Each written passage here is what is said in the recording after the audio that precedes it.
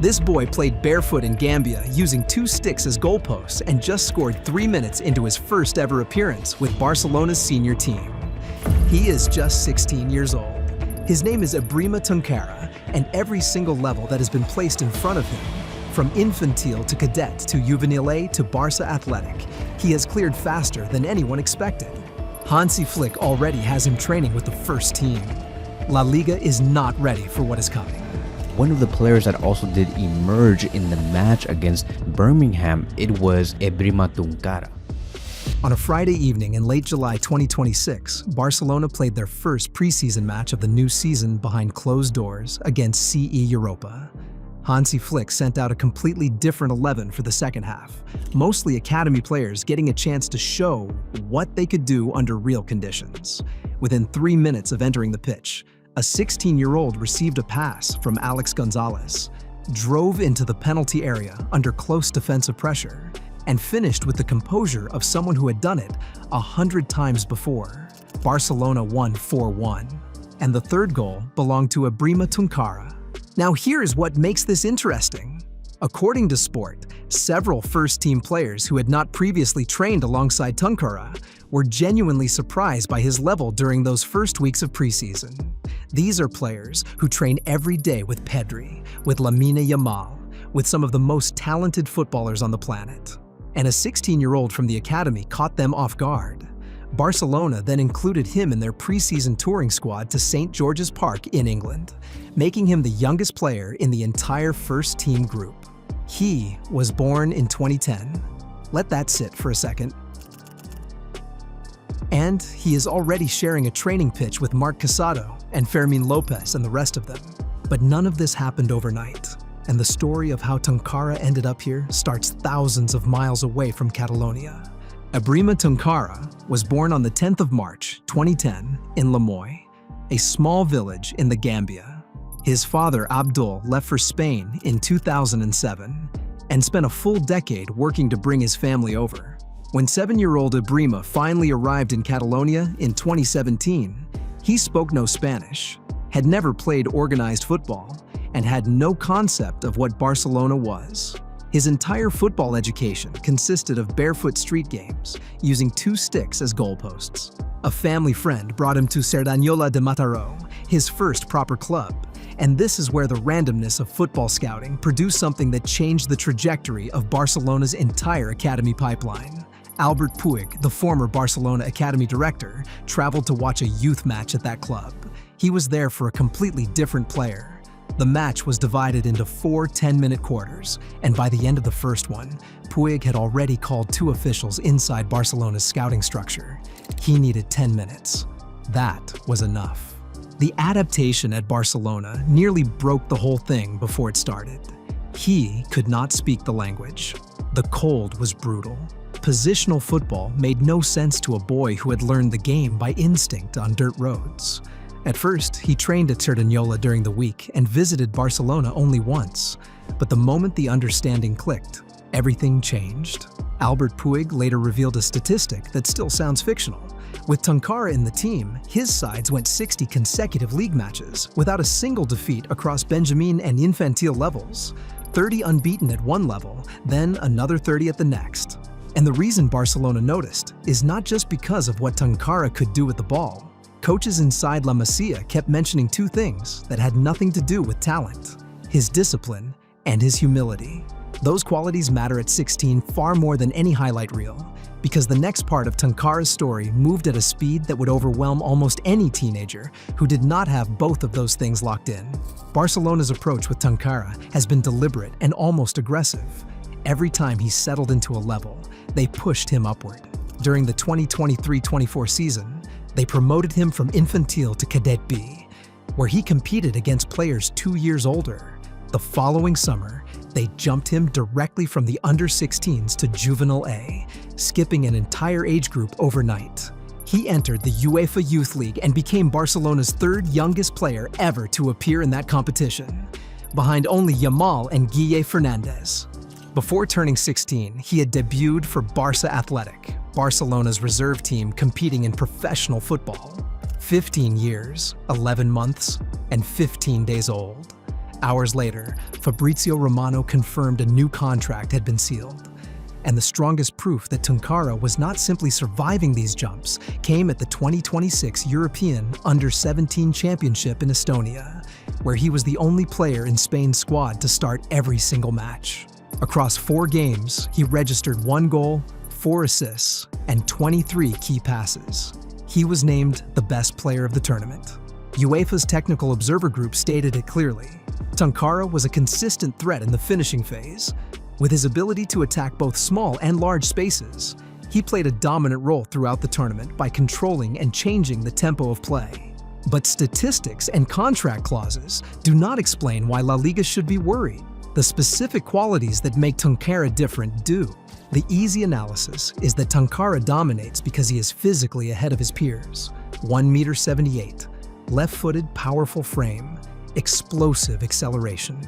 When his preseason medical photos surfaced in July, thousands of fans reacted because his build looked like it belonged to someone years older. Every football academy in Europe has physically gifted teenagers. That alone does not make anyone a problem for La Liga. What makes Tunkara genuinely dangerous is what he does when the ball arrives in the tightest spaces on the pitch. He scans behind him before receiving. He controls under pressure using his body as a shield. He turns a difficult reception into forward momentum before the defense can react. If a defender steps toward him, he uses his frame to spin away. If the defender holds, he turns toward goal. If a second midfielder arrives, he finds the free player. Albert Puig broke this down in an interview with Sport. He has a driving ability that eliminates opponents very quickly and has the capacity to protect the ball with his body and turn quickly. He scores goals because he gets into the box a lot and has a powerful shot. And then, Puig said, the thing that changes how you should think about Tunkara entirely. He is not a number 11, he is a number 10. That is where he will make his career. Because he is a midfielder who gets into the area, who makes runs, who physically covers the pitch, and who technically, with the agility he has, is decisive. When Tunkara first moved into juvenile football, he actually struggled to receive centrally because the time and space shrank so dramatically. Barcelona adapted by moving him to the wings, where he could use his acceleration more freely. As his awareness improved, they gradually brought him back into central areas. And where he is heading connects directly to the player already occupying the right wing at Barcelona, which is where this entire conversation becomes a genuine problem for the rest of the league. For years, the football world debated whether Lamine Yamal should eventually move inside and become Barcelona's number 10. The assumption was that no one else at La Masia could fill that role at the level the first team requires. Tunkara changes that equation completely. Puig put it simply, Ebrima is different, but having him on the pitch makes things much easier for everyone else. Hansi Flick could become even more dangerous with both Lamine Yamal and Tunkara in the lineup. Yamal holds the right wing, stretching defenses and creating one-on-one situations, while Tunkara operates centrally as the number 10, drawing midfielders before releasing precise passes into space. Defenders would constantly face impossible decisions. Close down Yamal and Tunkara controls the middle. Stop Tunkara and Yamal gains the freedom to attack isolated fullbacks with devastating pace and creativity.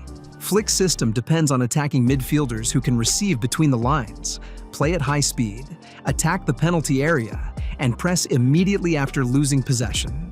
Tunkara already excels in every one of those areas. His late runs into the box mirror Fermín López, while his movement and link-up play resemble Dani Olmo. What separates him is his physical strength, allowing him to ride challenges and continue driving forward. Alongside a runner like Anthony Gordon, Tunkara becomes even more dangerous, drawing defenders centrally before releasing Gordon into open space. His performances at the Under-17 Euros highlighted this perfectly, repeatedly attracting multiple defenders before finding teammates in better positions, creating numerical overloads that completely change the attack. But here is where the excitement needs to meet reality, because Tunkara is not ready for all of this yet. Belletti said it directly when asked about Tunkara's readiness. Ebrima is special. Ebrima has something different. But when he goes up a category, it is difficult to maintain this positive consistency. And that honesty matters more than any highlight clip or tournament award. Tunkara still turns the ball over too often when receiving centrally against defenders who close space at professional speed. His decision-making under first-team pressure needs to accelerate. His body orientation when the ball arrives in congested areas is not yet refined enough for La Liga midfielders who have spent years learning how to deny exactly the kind of receptions Tunkara thrives on. And the physical advantage that has allowed him to dominate every youth level will shrink considerably at senior level, where opponents are just as strong, just as fast, and far more experienced at reading the game. Flick's biggest challenge is managing Tunkara's development, not rushing his breakthrough. He needs consistent minutes, first-team training, and opportunities earned through performance rather than hype. Barcelona's decision to reject a loan and keep evaluating his pathway could prove crucial, influencing not only his progress, but also the club's long-term plans for one of its brightest prospects. Tunkara has dominated a European championship at youth level. He has debuted for Barca Athletic before turning 16. He is training under Flick, and the first time he touched the ball in a senior match, he scored within 3 minutes.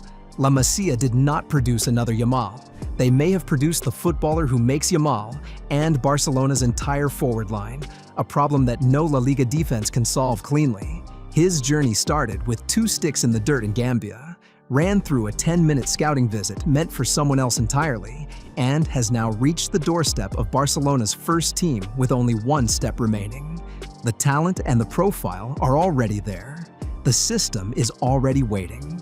The question now is whether Barcelona can manage the final part of this transition without breaking it. Because if they get it right, La Liga has a partnership arriving that could define the next decade of Spanish football. Do you think Tunkara can handle the jump to first-team football this season? Or does Barcelona need to protect his development for another year before he is ready? Let me know what you think in the comments.